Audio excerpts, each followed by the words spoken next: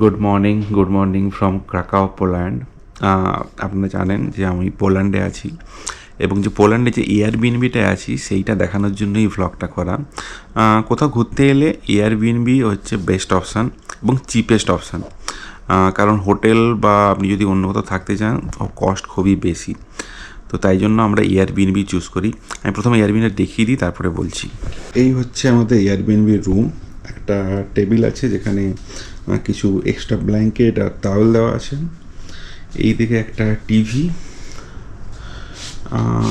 এইদিকে কিচেনের আইটেমস, কেউ যদি রান্না করতে চায় সব আছে। তাছাড়া এইখানে একটা সোফা আছে আর এইখানে একটা বেড আছে। তো আমি সোফাটায় শুচ্ছি আর আমার সঙ্গে যে এসছে সে বেডে শুচ্ছে। এবং এখানে কিছু টেবিল অ্যান্ড অল। আর এইদিকে এইরকমভাবে ব্যাপারটা সাজানো। তো যেটা বলছিলাম, কোথাও ঘুরতে এলে এয়ারবিএনবি, যদি আপনার বাজেটের কনস্ট্যান্ট থাকে, এয়ারবিএনবি হচ্ছে বেস্ট অপশান।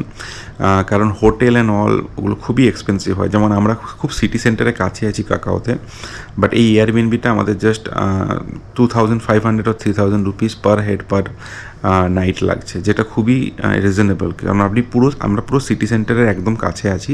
তো এখানে আপনি যদি কোনো প্রিমিয়াম হোটেল নিতে চান তাহলে that will be too much costly. তো তাই জন্য এয়ারবিএনবি বুক করাটাই বেস্ট। এবং আরেকটা সুবিধা হচ্ছে যে আপনি যদি নিজে খাবার দাবার বানাতে চান, যেটা দেখালাম, kitchen and all things are দেয়ার, তো সেই জন্য সেদিক থেকে আপনাদের খুবই সুবিধা হবে। তাই আমরা যেই জন্য আমি যেখানেই ট্রাভেল করি এয়ারবিএনবিতে থাকাই প্রেফার করি।